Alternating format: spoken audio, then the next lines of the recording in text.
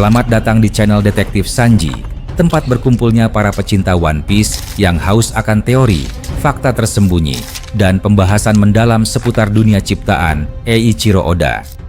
Di sini, kami tidak hanya mengikuti alur cerita, tapi juga menganalisis setiap petunjuk, menghubungkan fakta-fakta kecil yang sering terlewat, dan mencoba memecahkan misteri besar seperti siapa Joy Boy sebenarnya, apa tujuan sejati pemerintah dunia, hingga sejarah abad kekosongan yang selama ini ditutupi. Setiap video di channel ini disusun dengan riset yang mendalam, sudut pandang kritis, dan tentunya semangat nakama sejati.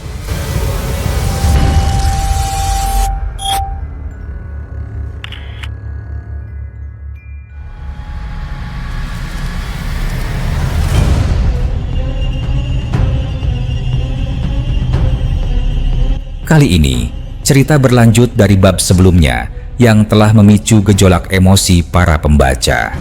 Dunia matahari yang dulu dikenal sebagai tanah megah penuh cahaya, kini berubah menjadi lautan kegelapan dan kehancuran. Sinar harapan mulai memudar, digantikan oleh kabut pekat yang menyelimuti langit Elbaf. Tak ada lagi tawa, tak ada lagi kedamaian, hanya bisikan kematian dan teriakan ketakutan yang menggema di setiap sudut tanah raksasa itu. Semua bermula ketika Imu Sama, sosok misterius yang keberadaannya bahkan sulit dipercaya, muncul dan menunjukkan kekuatan sejatinya. Dengan penuh kekejaman, ia merasuki tubuh Gunko, seorang tokoh penting dari masa lalu yang kini hanya menjadi wadah bagi kejahatan. Tanpa belas kasihan, ia menjatuhkan Dori dan Brogy, dua pejuang raksasa legendaris, dalam sekejap mata. Mereka bahkan tidak sempat mengerti apa yang terjadi saat tubuh mereka dikutuk menggunakan teknik mengerikan bernama Domi Reverse, sebuah ilmu hitam yang mengubah raksasa menjadi iblis pembunuh tanpa jiwa.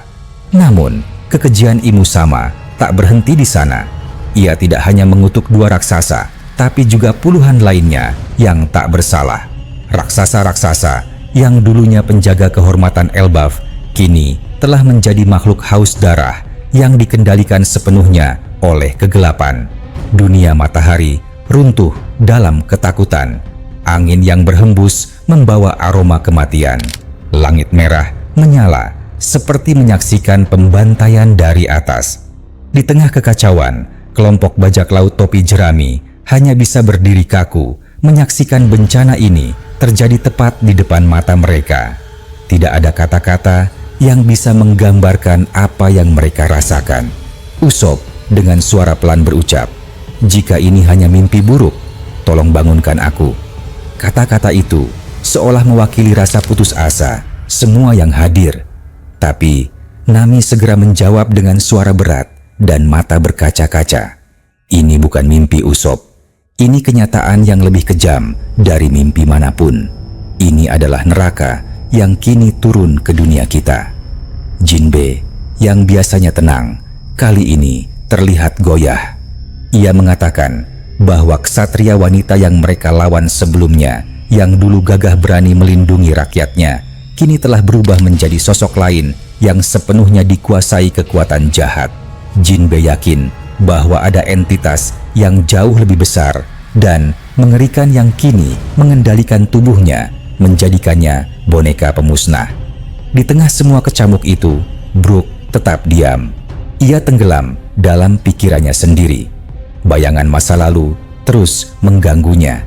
Ia masih memikirkan, apakah Gunko yang ada di hadapannya saat ini benar-benar Gunko yang pernah ia kenal? 2 chapter lalu, sebuah kilas balik menunjukkan hubungan misterius antara Gunko dan Brook, dan kini Brook tak bisa lagi memisahkan antara masa lalu dan kenyataan yang ada di hadapannya. Robin, yang terkenal dengan pengetahuannya yang dalam, turut angkat bicara. Ia mengingat pernah membaca dalam literatur kuno tentang kekuatan iblis purba yang bisa mengubah manusia menjadi monster. Dahulu ia pikir itu hanya mitos, tapi sekarang dengan semua yang terjadi, Robin sadar bahwa kekuatan itu masih nyata dan lebih buruk lagi, kini berjalan di dunia melalui tubuh Gunko. Sementara itu, Di sebuah desa terpencil di Elbaf, suasana tak kalah mencekam. Jarul, sang tetua raksasa yang telah hidup lebih dari 1000 tahun, memandangi langit yang gelap dengan wajah penuh kecemasan. Ia tahu, jika kekuatan itu tidak dihentikan, maka tidak hanya Elbaf yang akan hancur, tapi seluruh dunia. Ia merasakan ketakutan yang belum pernah ia rasakan sepanjang hidupnya. Namun, di tengah keputusasaan itu, satu nama muncul dalam benaknya, Loki. Satu-satunya harapan tersisa. Jika Loki ada di sini, mungkin semuanya belum berakhir, gumam Jarul dengan suara yang nyaris tak terdengar. Namun harapan itu harus berpacu dengan waktu. Para raksasa iblis mulai bergerak, langkah kaki mereka mengguncang tanah. Tujuan mereka menghancurkan Jarul dan seluruh peninggalan leluhur Elbaf. Di sisi lain, di dunia bawah, Luffy, Loki, dan para pejuang Hajrudin merasakan sesuatu yang tidak biasa. Aura gelap dari dunia matahari menembus dimensi dan membuat udara di dunia bawah menjadi berat dan menakutkan. Bahkan, mereka yang tidak memiliki Kenbun Shoku Haki pun bisa merasakan tekanan luar biasa dari kejauhan. Hajrudin menatap Luffy dan berkata, "Ini bukan aura biasa. Ini adalah sesuatu yang tidak seharusnya eksis di dunia ini." Luffy bertanya dengan ekspresi bingung, "Apakah ini sering terjadi di Elbaf?" Hajrudin menggeleng perlahan. "Tidak pernah. Bahkan aura Loki pun tak sekuat ini." Loki yang mendengar itu menegakkan tubuhnya. Matanya menyala marah. "Jadi, ada seseorang yang lebih kuat dariku sedang mengacau di tanah kelahiranku?" katanya dengan suara penuh murka. Ia tidak peduli reputasinya sebagai pengacau. Bagi Loki, Elbaf adalah tanah suci. Tak ada satupun orang luar yang boleh menghancurkannya. Kalau begitu, dia adalah musuhku, dan aku akan membawanya ke neraka.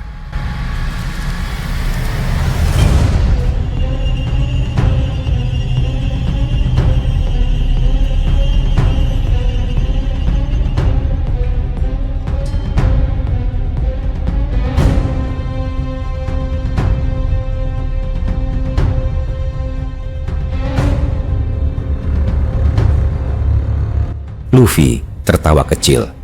"Kau memang nakal, Loki, tapi ternyata hatimu masih milik Elbaf." Ia lalu menambahkan bahwa ia akan bertarung bersama Loki untuk melindungi Elbaf dan dunia dari kehancuran. Dua kekuatan besar kini bersatu melawan kegelapan yang merasuki Gunko. Namun, di tempat yang jauh dari sana, Pulau Hachinosu juga menjadi medan perang besar. Pertempuran brutal antara bajak laut Akagami, bajak laut Kurohige, dan angkatan laut masih berlangsung sengit. Shanks terlihat kelelahan. Ia memaksa tubuhnya tetap berdiri sambil menggunakan mode 3 haki, sebuah kondisi ekstrem di mana ketiga jenis haki digunakan dalam intensitas tertinggi secara bersamaan. Ia harus menghadapi dua musuh tangguh sekaligus, Kurohige dan Shiryu. Meskipun keduanya sudah luka-luka, stamina Shanks yang menurun membuat situasi menjadi sangat kritis. Kurohige mencoba memanfaatkan momen itu. Ia mulai mengumpulkan energi gelap untuk mengeluarkan teknik awakening paling berbahaya dari Yami Yami no Mi yang mampu menciptakan kegelapan mutlak dan menghancurkan apapun yang disentuhnya. Namun, sebelum teknik itu dilepaskan, Ben Beckman datang seperti kilat. Ia segera melepaskan tembakan beruntun dengan peluru yang dilapisi haki tingkat tinggi. Setiap peluru menggelegar seperti meteor kecil yang menghantam bumi. Kurohige terganggu dan tidak bisa melanjutkan jurusnya. Ia bahkan mengumpat karena peluru-peluru itu terlalu kuat dan tidak masuk akal. Shiryu pun mencoba menangkis peluru dengan pedangnya, tapi kekuatan hantaman itu membuatnya terpental ke belakang. Situasi semakin memanas. Sementara itu, Lakiru yang semula telah mengalahkan Vasco Shoot kini menghadapi Kuzan. Sayangnya, kemampuan Lakiru belum cukup untuk menandingi Kuzan dalam pertarungan 1 lawan 1. Namun, bantuan kembali datang. Yasop tiba dan segera bergabung untuk menyokong Lakiru. Yasop sebelumnya sempat bertarung habis-habisan melawan Van Augur dan kini membawa semangat tempur yang sama untuk menghalau ancaman baru. Pertarungan demi pertarungan terjadi di berbagai penjuru. Dunia tidak lagi seimbang. Kegelapan menyebar, harapan nyaris padam. Tapi dari tengah kehancuran itu, masih ada mereka yang berdiri, masih ada mereka yang memilih untuk melawan. Dan selama mereka belum menyerah, maka dunia masih punya peluang untuk diselamatkan. Pertempuran yang berkecamuk di berbagai belahan dunia kini mulai mendekati titik klimaksnya. Kekuatan-kekuatan besar dari berbagai faksi mulai menunjukkan taringnya. Di Pulau Hachinosu, suasana perang semakin kacau dan tidak terkendali. Di tengah api yang menyala dan kehancuran yang mengancam dari setiap penjuru, Yasop akhirnya berhasil bergabung dengan Lakiru. Fakta bahwa Yasop kini bisa membantu Lakiru dalam menghadapi Kuzan menunjukkan bahwa ada dua kemungkinan besar yang terjadi. Pertama, Van Augur telah berhasil dikalahkan dalam pertarungan sebelumnya, atau kedua, Van Augur memilih untuk melarikan diri guna memulihkan energi dan kembali ke medan tempur dalam kondisi yang lebih optimal. Kuzan, mantan Admiral Angkatan Laut yang kini menjadi bagian dari kekuatan kegelapan, menjadi lawan yang benar-benar menakutkan. Bahkan, Yasop dan Lakiru, dua pejuang tangguh, mengakui bahwa kekuatan Kuzan melampaui para komandan Titan lainnya. Aura dinginnya seakan membekukan udara di sekeliling mereka. Namun, mereka tahu, mereka tak bisa mundur. Tidak hari ini. Tidak saat kekacauan sudah merajalela dan dunia menggantung di ujung kehancuran. Di sisi lain dari pulau, di garis depan pertempuran utama, Shanks dan Ben Beckman masih berdiri di antara badai. Dalam kondisi yang sebelumnya nyaris kritis, Shanks tersenyum ketika melihat sahabat setianya mampu menahan serangan gila dari Kurohige dan Shiryu secara bersamaan. Ben Beckman, kau memang selalu bisa diandalkan, ucapnya lirih tapi penuh keyakinan. Ia tahu kekuatan wakil kaptennya itu memang selevel dengan Yonko. Meski tanpa gelar besar, Beckman adalah ancaman yang tidak bisa diremehkan oleh siapapun. Setelah beberapa waktu, energi Shanks mulai pulih. Ia kembali berdiri tegak, napasnya masih berat, namun sorot matanya kembali tajam. Ia pun meminta Ben Beckman untuk pergi membantu Lakiru dan Yasop menghadapi Kuzan. Mereka tidak akan sanggup menahan Kuzan sendirian, katanya. Tanpa ragu, Beckman pun segera meninggalkan garis depan untuk menuju lokasi pertarungan Kuzan. Kini, giliran Shanks untuk menghadapi Kurohige dan Shiryu seorang diri. Ia melompat ke depan, tubuhnya menyatu dengan bayangan dan angin. Kali ini, ia memilih strategi berbeda, menggunakan Busoshoku Haki saja tanpa Hao Shoku Haki untuk menghemat energi. Namun jangan salah, bahkan tanpa Hao Shoku, teknik pedangnya tetap mematikan. Kurohige yang melihat itu langsung tertawa meremehkan, mengira Shanks mulai kehabisan tenaga. Tapi, tawa itu langsung terhenti saat tebasan pedang Shanks menghantam tubuhnya dengan keras. Serangan itu sangat tajam dan presisi, melukai Kurohige lebih dalam dari sebelumnya.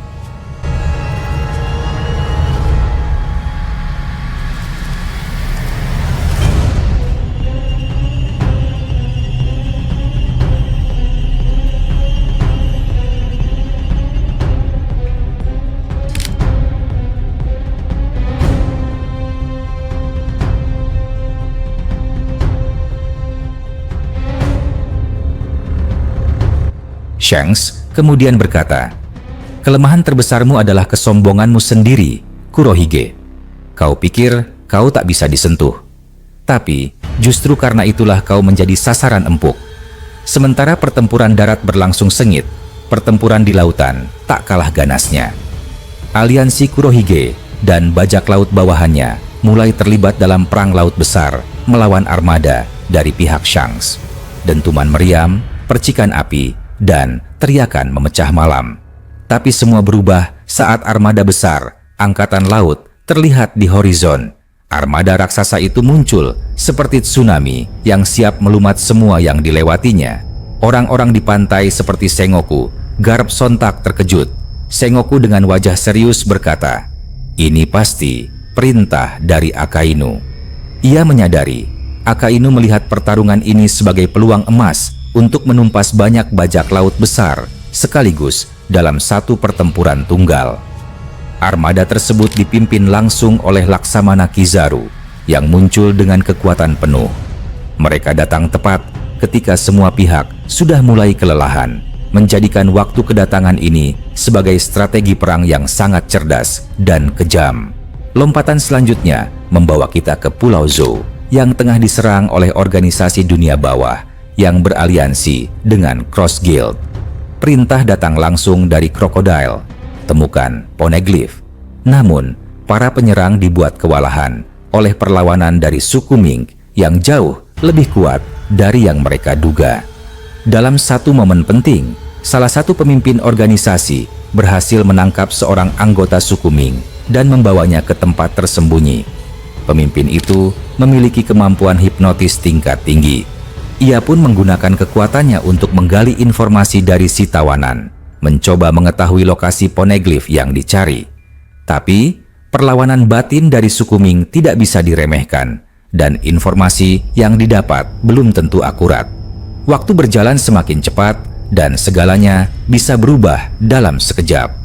Di tempat lain, di Tanah Suci Mariejoa, pertempuran besar juga terjadi. Pasukan revolusi melancarkan serangan besar-besaran ke pusat pemerintahan dunia. Para ksatria suci turun langsung ke medan perang dan terjadi bentrokan sengit melawan pejuang revolusi. Bahkan, Gorosei Garling kini telah berada di garis depan, mengincar dragon secara langsung. Pertempuran mereka mulai memanas dan menciptakan gelombang kehancuran yang mengguncang istana. Sementara itu, di ruang otoritas rahasia, 4 Gorosei lainnya sedang berdiskusi. Mereka menyadari bahwa sudah sangat lama Mariejoa tidak mengalami serangan sebesar ini. Terakhir kali hal semacam ini terjadi adalah 2 abad lalu, ketika robot kuno bernama Emmet tiba-tiba muncul dan mengamuk di tengah kota. Robot itu kehabisan energi sebelum sempat menghancurkan segalanya. Kala itu, Imu sama memerintahkan Saturn untuk menghancurkannya, namun Saturn malah menyerahkan robot itu ke Vegapunk untuk diamankan di Pulau Egghead. Keputusan itu terbukti fatal. Robot itu ternyata menyimpan jejak haki Joy Boy, dan hal itulah yang membuat pemerintah dunia gagal menangkap Luffy di Egghead. Kini, alasan eksekusi Saturn oleh Imu sama terungkap. Bukan hanya karena ia membiarkan Luffy lolos, tetapi juga karena ia menyimpan sesuatu yang seharusnya dimusnahkan sejak dulu. Gorosei lainnya masih menahan diri untuk tidak turun langsung ke medan perang karena Imu sama sendiri sedang merasuki tubuh Gunko di Elbaf. Tanpa perintah dari Imu sama, mereka tidak bisa bertindak. Imu sama sebelumnya memang hanya menyuruh Garling dan para kesatria suci untuk maju ke garis depan. Tujuannya adalah menguji kemampuan Garling sebagai Gorosei baru dan Shamrock, pemimpin kesatria suci yang baru ditunjuk. Mereka masih menunggu, tapi waktu tidak akan lama. Jika Garling dan para kesatria suci gagal menahan pasukan revolusi, maka keempat Gorosei lainnya akan turun, dan saat itu pertempuran yang lebih besar dan lebih mengerikan akan terjadi. Tujuan utama mereka jelas, jangan sampai Dragon dan sekutunya berhasil menembus kastil pusat pemerintahan dunia. Chapter 1151 ini benar-benar mengguncang seluruh dunia. Dari Elbaf hingga Pulau Zou, dari Hachinosu hingga Mariejoa, setiap titik konflik memperlihatkan bahwa dunia kini berada di ambang perubahan terbesar sepanjang sejarahnya. Dan hanya mereka yang bertahan dalam badai ini yang akan menentukan arah masa depan dunia.